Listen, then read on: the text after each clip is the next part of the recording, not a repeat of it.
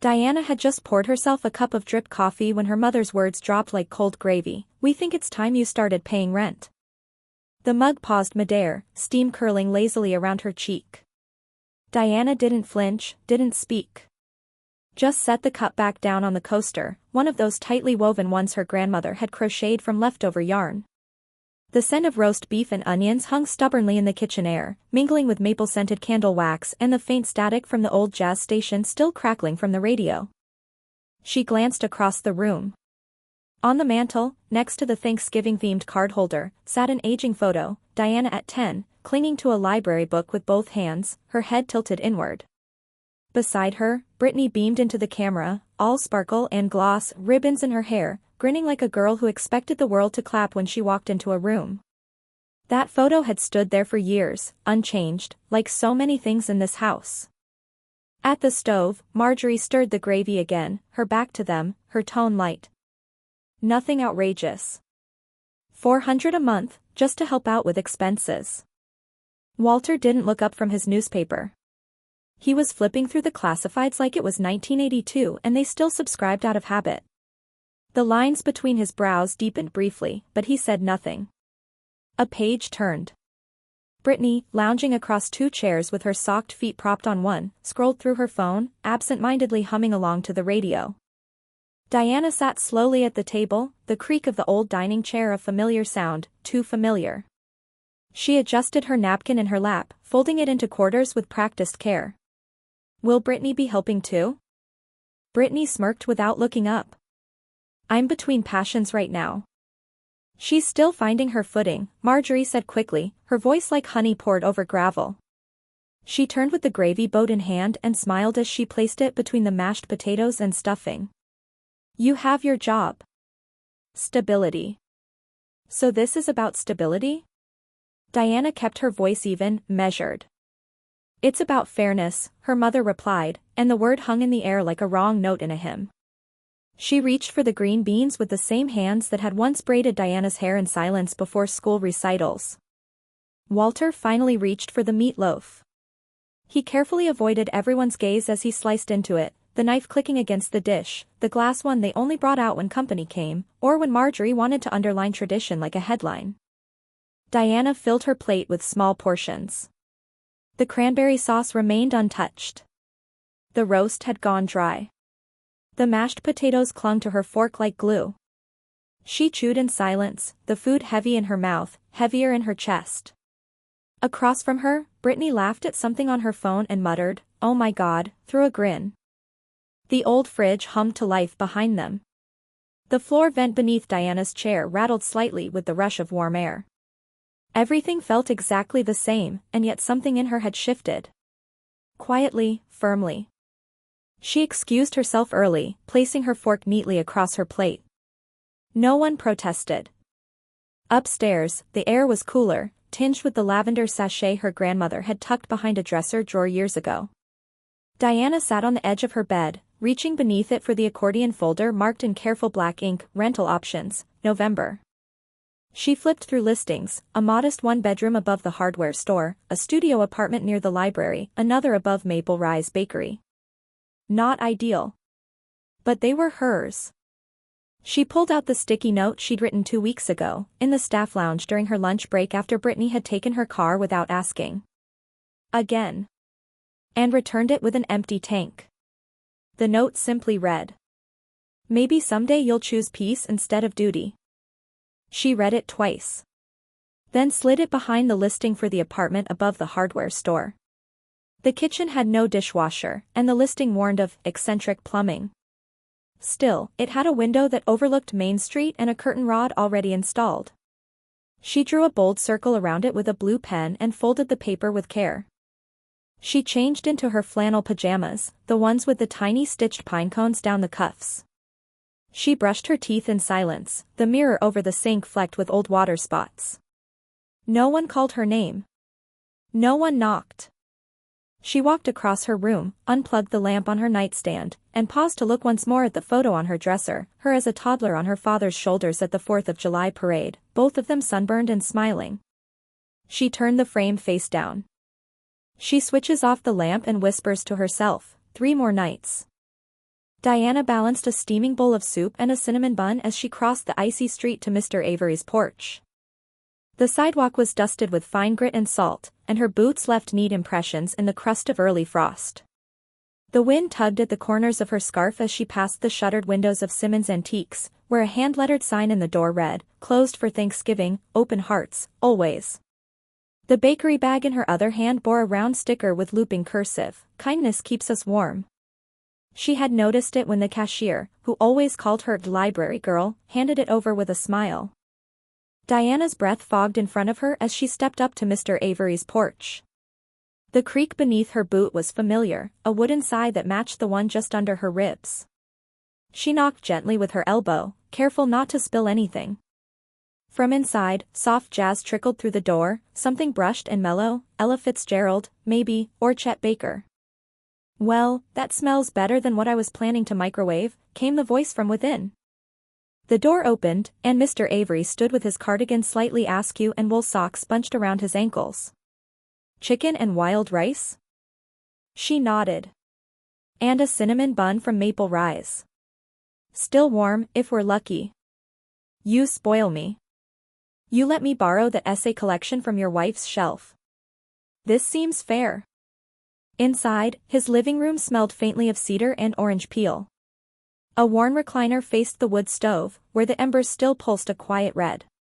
Books lined the walls in neat rows, spines cracked and loved. Diana placed the tray on the small table near the window, where a paperweight shaped like a brass owl held down a stack of unopened mail. Mr. Avery settled into his chair with a soft grunt and warmed his hands around the bowl. "Still walking to the library every morning?" "Mostly," she replied, setting the cinnamon bun down on a folded napkin. "It's quiet before sunrise. The bakery trucks are unloading. Smells better than most candles." He chuckled and took a spoonful. "You notice things people usually rush past." She didn't respond, but the corners of her mouth tilted slightly. They ate in comfortable quiet, the kind she had only ever known in places like this, away from pointed smiles and folded napkins, away from dinner tables that served tradition more than conversation. Afterwards, as she collected the bowl and folded the napkin into thirds, Mr. Avery stood and shuffled to a hall closet. He returned holding a brown paper bag folded at the top. In black marker, someone had written, "For colder nights." "My wife always kept extras," he said, handing it to her.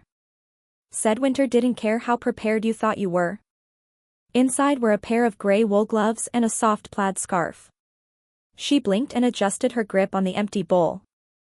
"That's very kind of you. You brought soup." He said it like an equation, simple, balanced, true.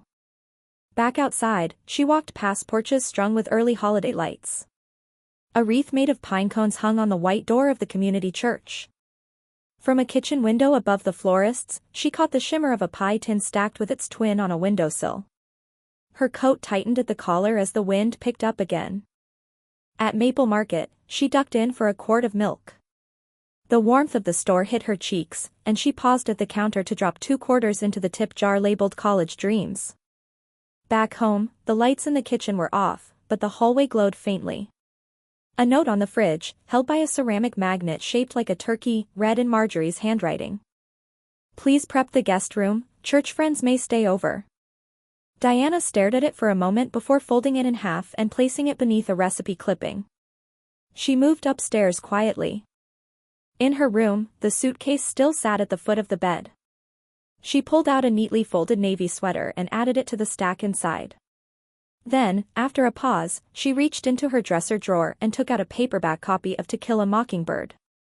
Its spine was soft from rereading, and a faded note tucked inside, written in her grandmother's flowing hand, read, "The quiet ones often carry the most weight."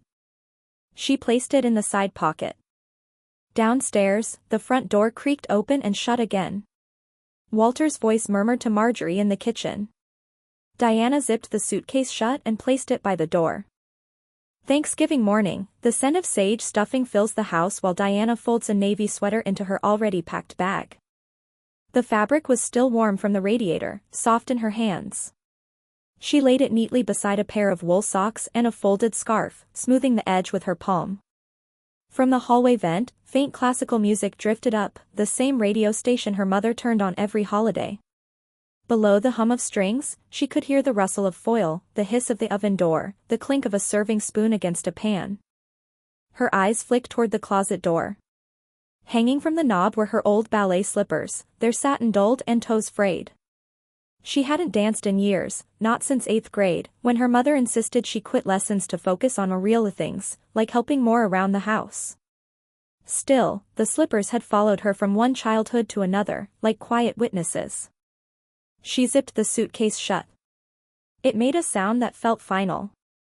Downstairs, the kitchen was warm and bright. Sunlight poured through the side window, catching on the foil-covered turkey resting on the counter. The table was already set, plaid linens, mismatched ceramic plates, and little place cards written in Marjorie's careful script. One read Diana in looping cursive beside a glass of cranberry juice she hadn't touched in years. Marjorie looked up from slicing carrots. "Can you help with these before the guests arrive?" she asked, her voice bright, like nothing had shifted since Tuesday. She wiped her hands on a dish towel patterned with autumn leaves. Diana stepped into the doorway, suitcase in hand. "I'm moving out today." The knife paused mid-slice. For a moment, only the classical radio played on. Then Marjorie turned fully, still holding the towel. "What?" "I'm leaving," Diana said. Her voice was level. No apology, no tremor. "I've already packed." Marjorie blinked, then recovered, pressing a smile back onto her face like fresh lipstick. "Diana, it's Thanksgiving." "I know." Marjorie gave a small, clipped laugh. "You're choosing today, of all days, to be dramatic?" "This isn't dramatic. It's overdue." Walter appeared in the hallway, rubbing the back of his neck. He wore his house slippers, one heel crushed, and carried a half-full mug of black coffee. "Mel," he said quietly, not quite meeting her eye, "maybe we can talk about this after dinner?" Diana's fingers tightened on the handle of her suitcase. "There's nothing to talk about." Marjorie set the towel down on the counter with a thud. "After all we've done for you? A roof over your head. Food on your plate. And this is how you repay us." Diana stepped closer, her tone quiet but pointed. "Gratitude doesn't mean servitude." Brittany appeared behind her, one AirPod in place, phone still in hand. "Wait, what's happening?" Walter shifted from foot to foot. "Is this really necessary?" "Yes," Diana said simply. She turned and walked toward the front door. The silver tray for the stuffing caught the light like a mirror, and the untouched pie on the windowsill gave off the scent of cinnamon and butter, meant to comfort, but now stale. Marjorie's voice followed her. "Don't expect to come back with open arms." Diana paused only long enough to slip her coat over one arm. She didn't turn back. "I'm not leaving for your arms." She opened the front door. The cold met her gently, a welcome hush. Snowflakes clung to the edges of the porch railing. Across the street, Mr. Avery stood in his yard beside a neat pile of leaves, his rake balanced against one knee. He didn't wave. He just nodded once, steady and solemn. Diana nodded back and kept walking. Diana awoke before sunrise, the only sounds in the library were the quiet knock of heating pipes and the gentle tick of the grandfather clock. The faint rattle of warm air moving through old vents made the ceiling creak in places, like a house stretching itself before the day began. Her cot, hidden behind the reference desk, creaked as she sat up and pulled the blanket around her shoulders. A sliver of gray light peeked in through the narrow window above the coat rack, and frost bloomed along the corners of the glass like ghostly lace. She folded her blanket with care, smoothing the corners as though expecting inspection, though none would come. Her duffel remained tucked just behind the periodicals cart, zipped and ready, not out of fear, but out of the quiet wisdom that nothing is ever truly permanent. She padded through the staff hallway in thick socks and turned on the fluorescent light in the break room. The ancient coffee maker, one with a faint rattle in its base, sputtered to life beneath her hand. She brewed coffee in the break room, just like she used to during morning shifts, only now, it was also her kitchen. As the first scent of coffee filled the air, Diana leaned against the counter and listened. No voices. No shoes scraping laminate. No microwave beeping. Only the warm gurgle of the drip cycle and the faint purr of the vending machine. She wrapped her fingers around the chipped mug with the faded cardinal logo, one she had claimed for years as hers, even before she began sleeping here. At 6:30, she unlocked the side door and propped it open slightly to let in the crisp morning air. Frost still clung to the bushes outside. From across the street, the lights in Maple Rise Bakery were already glowing, and the smell of cinnamon reached her just faintly. Marcia arrived around 7, in her usual olive wool coat and lavender scarf. She paused just inside the doorway, giving her gloves a firm shake. "You're here early again," she said, removing her hat with a practiced twist. "Just figured I'd get a head start on reshelving," Diana replied. Marcia glanced toward the back of the library, where the cot had already been folded and stashed. "If the guest cot needs a longer-term borrower," she said lightly, "I won't tell the board." Diana looked up. Her face didn't change, but the warmth in her eyes deepened. Later that afternoon, as the library's usual hum returned, pages turning, carts squeaking, computer keyboards clicking, Diana rolled out a patchwork rug in the children's nook and set down a tray of paper cups filled with cocoa. She had borrowed the cushions from the meeting room and placed them in a ring like stepping stones.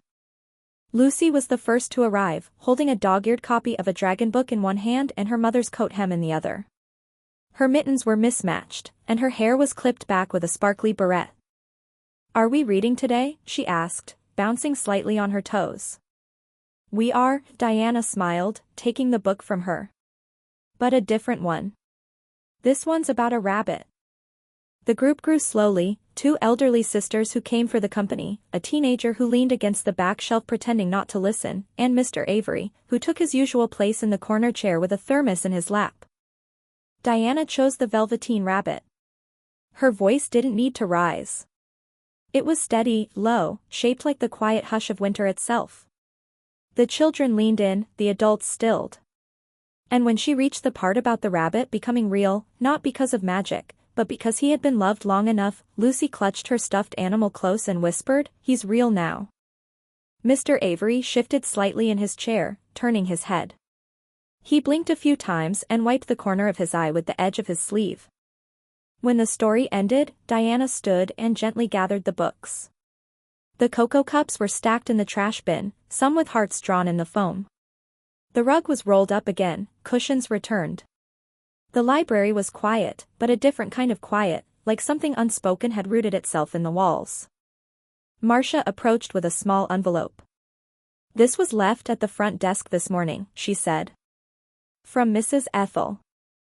Diana took it and opened it delicately. Inside was a card with scalloped edges and handwriting that leaned slightly to the left. "You helped Harold breathe easier. That matters." She closed the card without a word and tucked it into her coat pocket. By evening, most visitors had gone. Diana swept the vestibule and wiped down the returns counter. Outside, the sky had shifted from pewter to ink. The first true snow of the season began to drift, clinging to the steps and windows. At the front desk, she reached for the interlibrary loan forms and paused. There, resting neatly beside the return bin, was a plain envelope. Her full name typed on the front in a steady, old-fashioned font. Diana read the letter once, then again. It began without greeting, "You are not invisible." Her hands, steady on the outside, trembled just slightly beneath the paper's smooth edge. The words were typed, crisp, and deliberate.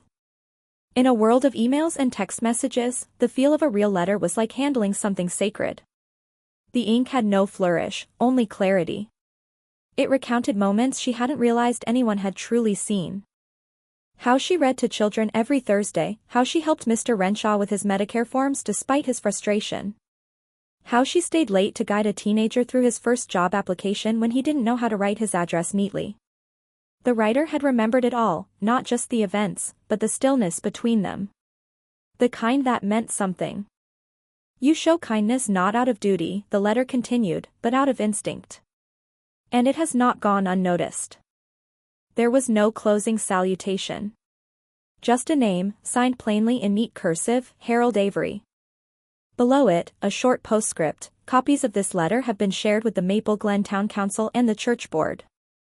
Rain tapped against the tall windows like a breath held too long. Outside, the street lamps had already flickered on, casting soft halos onto the pavement. Across the street, the bakery's windows were fogged from the inside, but the scent of baked apples still floated faintly through the crack in the side door. Diana folded the letter slowly, running her fingers along the seam. She placed it flat on the counter and reached for the return bin, more out of habit than need. Her thoughts moved quietly, like library carts through narrow aisles. She didn't smile. But something in her face eased. The door chimed. Marcia was still in the back, which meant Diana would be the one to greet whoever had stepped in. She glanced toward the entrance and felt the shift before she saw it. Caroline stood near the threshold, heels clicking softly on the worn mat. Her camel coat was spotless. In her hands, she held a cookbook, its cover still pristine, the spine barely cracked. "I was just returning this," she said, her voice pitched too brightly for the hushed room. Diana didn't reply. She waited. Caroline approached the desk with a practiced air, lowering her voice only when she was close enough that no one else could hear. "I don't know what you think you're doing here, hiding behind books like you're above it all," she said, the words sharpened by a smile too tight at the corners. "But people are starting to talk." Diana didn't blink. "You're embarrassing this family," Caroline hissed. "Running off like a child, sleeping in some public building. Do you think that makes you noble?" Diana's voice was calm, almost too soft. "You measured love in rent. I measured it in storytime and soup." From across the room, Clara Lindell stood by the biography shelves. Her gloved hand hovered near a book she wasn't reading. She didn't say a word, but her gaze was fixed on the two women. Caroline's lips parted like she might snap back, but the sound never came. Instead, she placed the cookbook on the desk with a gentle thud, turned, and walked out without another word. The door chimed behind her, then closed with a hush. Marcia appeared from the staff room a few minutes later, a clipboard in hand. "That was your mother, wasn't it?" Diana nodded once. "She doesn't know it yet," Marcia said, "but the town council's already decided. They want you to speak at the community meeting next Friday." Diana didn't move. Her fingers grazed the corner of the letter again, then folded it in half. She opened the drawer beneath the desk and placed it inside, nestled between donation forms and a list of overdue DVDs. She stood there for a moment, unmoving. Outside, the streetlight flickered once and steadied. "Do I even belong there?" The community room glowed with soft firelight, mismatched armchairs, and the scent of gingerbread. Snow whispered at the windows, clinging to their edges in delicate patterns, while the old radiators purred gently beneath the lace curtains. Diana moved through the space with a quiet steadiness, setting down a tray of warm apple cider and cinnamon cookies on the credenza near the window. The handmade "Kindness Lives Here" banner swayed slightly from the ceiling vent, its felt letters soft against the string lights that looped around the shelves. She passed the shelves she had once shelved alone, long before the town had known her name or remembered her face. Now, laughter drifted through the stacks. Children's coats hung in haphazard rows on wall pegs, the floor sprinkled with wet boot prints, and neighbors exchanged pie recipes over steaming mugs of tea. Lucy sat cross-legged on a cushion near the makeshift hearth, cradling the same stuffed rabbit from last week. She beamed up as Diana walked by, holding out a crinkled paperback. "We want the rabbit story again." "Of course," Diana said. She settled into the reading chair as the group gathered, older women with their knitting needles, a pair of brothers sitting shoulder to shoulder, even Mr. Avery in his usual chair, thermos in hand. The firelight danced on his glasses. Diana opened the Velveteen Rabbit and began, her voice smooth and even, unhurried. As she read, the room stilled in the way it always did, every breath caught somewhere between the story and the warmth. At the passage about love making things real, Lucy hugged her rabbit tighter. Diana didn't pause. When the book closed, a ripple of soft claps followed. Then Mr. Avery stood with some effort, walked slowly to the front, and placed a small velvet box on the table beside Diana. Inside was a modest brass pin shaped like an open book, engraved in tiny letters, "Citizen of Kindness, nominee." "The town wanted to say thank you," he said. "I just volunteered for delivery." Diana blinked once. then carefully closed the box and placed it on the shelf behind her. Clara Lindell approached next. She had a wool coat half unbuttoned and a paper napkin still in her hand. "I judged you wrong," she said simply. "Thank you for proving me wrong." Diana didn't speak. She only nodded, a quiet acknowledgement not of victory, but of change. Then came Evan. He hovered by the refreshments for a moment before crossing the room with hesitant steps. In his hands was a folded card, the edges uneven. He held it out. "I passed," he said. "Thank you." Diana took the card and smiled gently. "You did the work." "Still," he muttered, cheeks flushed. "You stayed after hours when no one else did." She tucked the card beside the pin. The last to arrive was Brittany. She swept into the room in a coat too thin for the weather, cheeks flushed from the cold or something else. Her boots clicked against the floorboards as she walked straight up to the counter, pulled out a crumpled slip of paper, and sighed. "I got a parking ticket downtown. Didn't see the sign. Can you spot me 50? I'll pay you back eventually." The room hushed. Lucy looked up. Mr. Avery's fingers curled more tightly around his thermos. Diana walked to the counter, reached beneath it, and returned with a folded bus pass and a small coupon. "One free coffee and muffin from Wintercup Cafe," she said. Brittany stared at the items. "You serious?" "I am." Brittany scoffed. "You think you're better than us now?" "No," Diana replied. "I just stopped letting pain define me." There was no applause, no dramatic exit. Brittany stood there for a moment longer, then turned and left. The door clicked shut behind her. The room exhaled. Chairs were stacked. Books returned to shelves. Lucy helped carry the empty cider cups. Mr. Avery stood near the window, gazing at the snowfall. Diana turned off the electric fireplace and folded a knit blanket over the back of a chair. She reached for the light switch when Mr. Avery's voice came, quiet but firm. "You didn't build a house, Diana. You built a home for hearts." The warmth of the firelight lingered even after the chairs were stacked and the last mug of cider emptied, like a hush that honored everything unsaid. Diana's quiet kindness, once overlooked, had slowly threaded itself into the fabric of a town that had almost forgotten how to notice. Sometimes, the most powerful changes come not with noise, but with quiet steadiness, the kind that listens, that gives, and that asks nothing in return. And like a porch light left on through winter's darkest nights, one small act of compassion can lead someone home. If this story has warmed something in you, perhaps it's time to pass that light along.